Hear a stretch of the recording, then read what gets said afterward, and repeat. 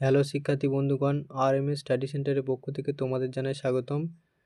আজকে আমরা পড়তে চলেছি ক্লাস 12 ফোর্থ সেমিস্টারের সংস্কৃত বিষয়ের যে নাটকটি তোমাদের আছে, আত্রেয়ী বনদেবতা সংবাদ, তার 2 নম্বরের প্রশ্নগুলি নিয়ে আমি আলোচনা করব।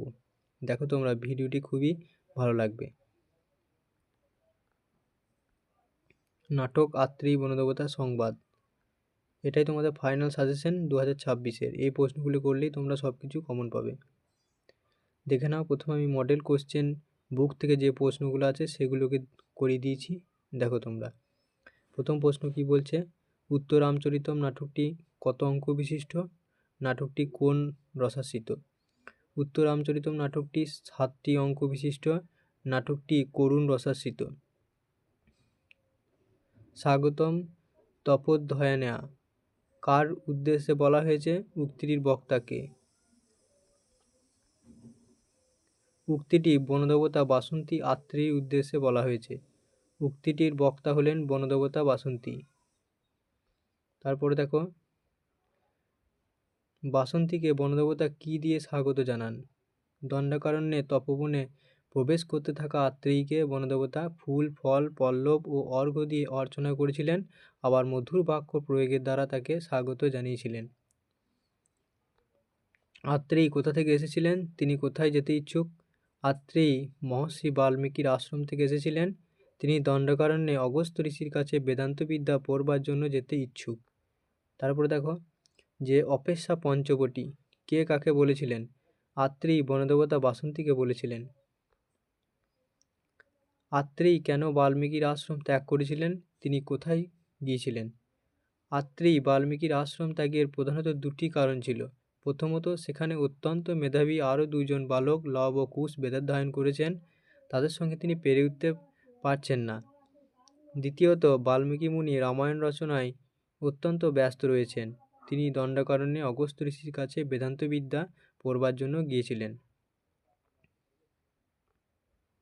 সীতাকে পরিত্যাগের পর রামচন্দ্র কোন যজ্ঞ করেছিলেন? সেখানে কে তার সহধর্মিণী রূপে ছিলেন?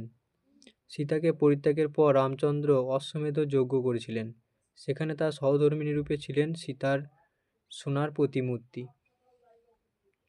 আত্রেয়ী কার কাছে কি অধ্যয়ন করত? আত্রেয়ী মহর্ষি বাল্মীকির কাছ থেকে বেদান্ত বিদ্যা অধ্যয়ন করত। তারপরে প্রশ্ন দেখো, যে তাপসীর আগমনের বিষয়ে বনদেবতা প্রথমে কি বলেছিলেন?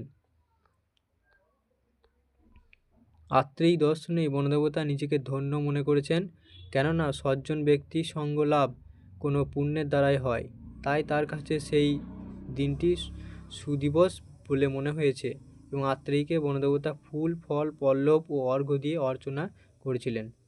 তারপরে প্রশ্ন দেখো, যে আত্রেয়ী বনদেবতা সংবাদ পাঠ্যে উল্লেখিত 2টি নদীর নাম লেখো।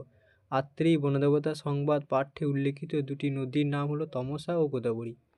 এগুলো ছিল তোমাদের মডেল কোশ্চেন পেপার বুকের প্রশ্নগুলো, তার উত্তর। এবার দেখো, সাজেশন হিসাবে দেখে নাও কি কি আছে, কি কি রয়েছে তোমাদের। 1 নম্বর হচ্ছে যে আত্রেয়ী বনদেবতা সংবাদ এর নাটকটির কে রচনা করেন এবং নাটকটির উৎস কী?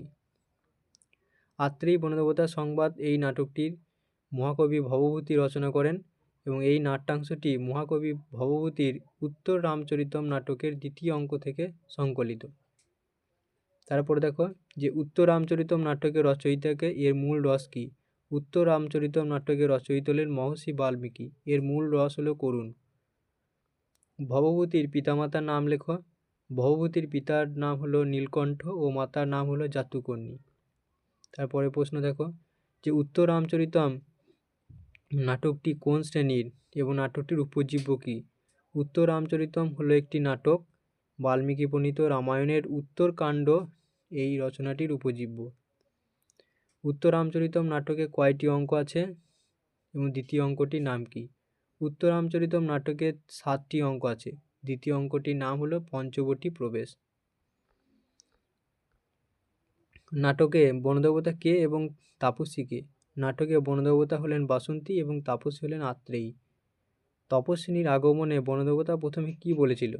আত্রেয়ীর দর্শনে বনদেবতা নিজেকে ধন্য মনে করেছেন, কেননা সজ্জন ব্যক্তি সঙ্গ লাভ কোনো পুণ্যের দ্বারাই হয়, তাই তার কাছে সেই দিনটি সুদিবস বলে মনে হয়েছে এবং আত্রেয়ীকে বনদেবতা ফুল, ফল, পল্লব ও অর্ঘ্য দিয়ে অর্চনা করেছিলেন। আত্রেয়ী কে ছিলেন? তিনি কোথায় এসে উপস্থিত হয়েছিলেন? আত্রেয়ী ছিলেন বাল্মীকির শিষ্যা। তিনি দণ্ডকারণ্যে উপস্থিত হয়েছিলেন। আত্রেয়ী কোথা থেকে দণ্ডকারণ্যে এসেছিলেন এবং কেন? আত্রেয়ী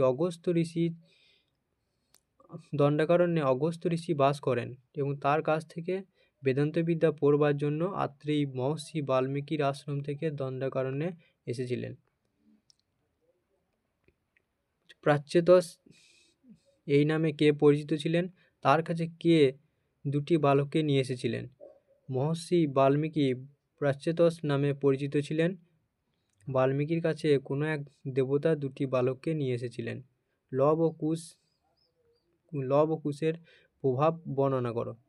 লব কুশ জন্ম থেকেই গুপ্ত প্রকৌশল সহ জম্বুকাস্ত্র চালনায় পারদর্শী ছিলেন এবং আত্রেয়ী তাদের এই প্রভাবের কথা উল্লেখ করেছিলেন।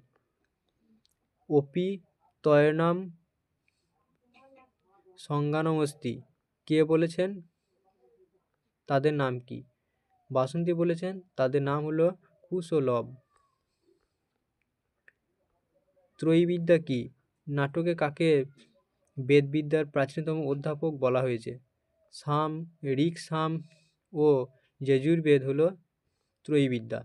নাটকে মহর্ষি বাল্মীকিকে বেদবিদ্যার প্রাচীনতম অধ্যাপক বলা হয়েছে। বাল্মীকি স্নানের জন্য কোন নদীতে গিয়েছিলেন এবং সেখানে তিনি কি দেখেছিলেন? বাল্মীকি স্নানের জন্য তমসা নদীতে গিয়েছিলেন এবং তিনি তমসা নদীর তীরে উপস্থিত হয়ে কামমোহিত ক্রঞ্চ দম্পতির একজনকে ব্যাধের দ্বারা সর্বিদ্ধ অবস্থায় দেখলেন। ব্যাধ কি হত্যা করছিল এবং তা দেখে বাল্মীকি কি বলেছিলেন? ব্যাধ ক্রঞ্চ যুগলের মধ্যে পুরুষ পাখিটিকে হত্যা করেছিলেন এবং তা দেখে বাল্মীকি বলেছিলেন যে, হে নিষাদ, যেহেতু তুই ক্রঞ্চ যুগলের মধ্যে এক পুরুষ ক্রঞ্চকে হত্যা করেছিস, তাই অনন্তকাল ধরে তুই প্রতিষ্ঠা পাবি না। ভূত ভাবনা পদ্মাজনির বচ্চত কে কাকে বলেছেন? তিনি কি আশীর্বাদ করেছিলেন? ভগবান ব্রহ্মা মহর্ষি বাল্মীকিকে বলেছিলেন। তিনি বলেছিলেন, হে ঋষি, তুমি রামচরিত রচনা করো।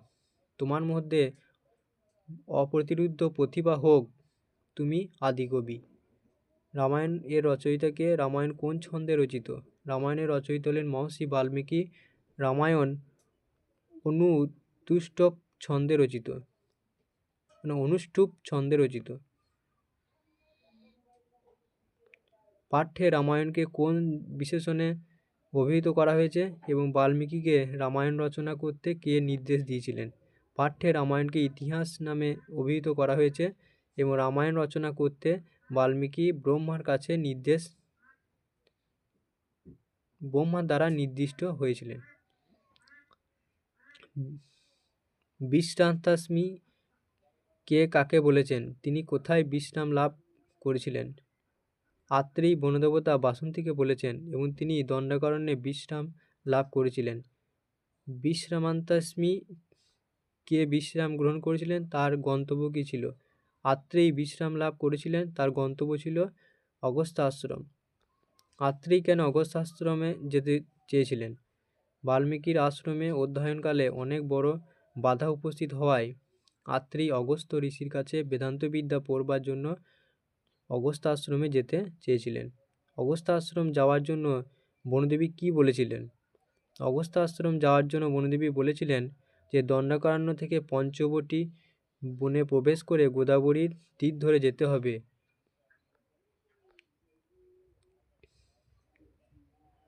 অপেত পবনম কে কাকে বলেছে? আত্রেয়ী বনদেবতা বাসন্তীকে বলেছে। অপি সৌরিদিয়ম গোদাবরী কে বলেছেন, কাকে বলেছেন? আত্রেয়ী বলেছেন। আত্রেয়ী বনদেবতা বাসন্তীকে বলেছেন। অপ্যয়ম গিরি প্রস্রবণ কে কাকে বলেছেন? আত্রেয়ী বনদেবতা বাসন্তীকে বলেছেন।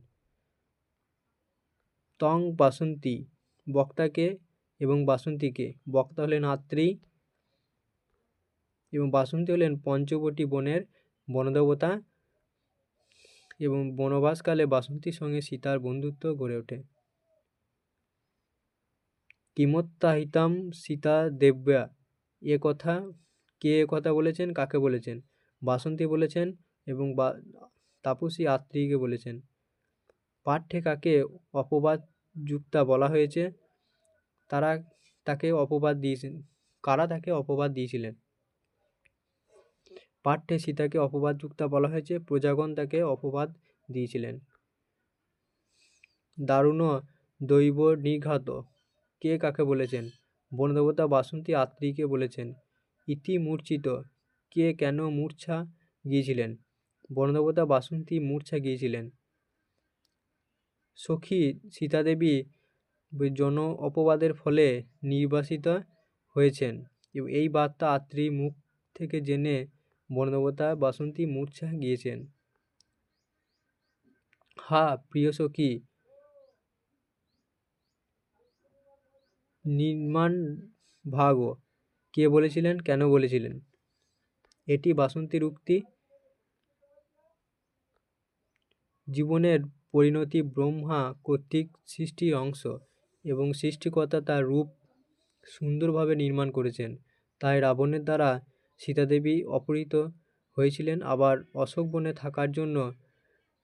থাকায় জন অপবাদ হেতু রাম তাকে ত্যাগ করেছিলেন এবং সবই ব্রহ্মসৃষ্ট সংসারের নির্মাণ ভাগ।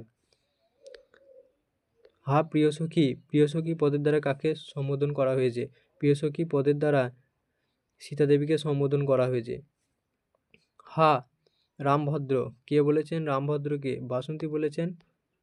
রামভদ্র হলেন অযোধ্যাপতি রামচন্দ্র। শান্তম, কে কাকে শান্ত বলেছেন? আত্রেয়ী বাসন্তীকে শান্ত বলেছেন। শ্রেষ্ঠ ব্যক্তিদের মনকে উদ্দেশ্য করে আত্রেয়ী কি বলেছেন? অথবা এরকম দিতে পারে যে মহাপুরুষের চরিত্র কীরূপ? উত্তরে দেখে নাও যে মহাপুরুষের চরিত্র অলৌকিক নয় এবং তাদের হৃদয় যেমন বজ্রের থেকে অত্যন্ত কঠোর, আবার পুষ্পের থেকেও কোমল। মহাপুরুষদের এরূপ হৃদয় কেই বা উপলব্ধি করতে পারে। এই ছিল তোমাদের সমস্ত শর্ট কোশ্চেন আত্রেয়ী বনদেবতা নাটক থেকে। যদি ভিডিওটি ভালো লেগে থাকে please like, share and subscribe my channel. আর এই ভিডিওর যদি পিডিএফটা তোমরা পেতে চাও তাহলে এই হোয়াটসঅ্যাপ নম্বরে আমাকে হাই লিখবে, ফ্রি অফ কস্টে তোমাদেরকে আমি পিডিএফটা প্রোভাইড করে দেবো। টাটা বন্ধুরা।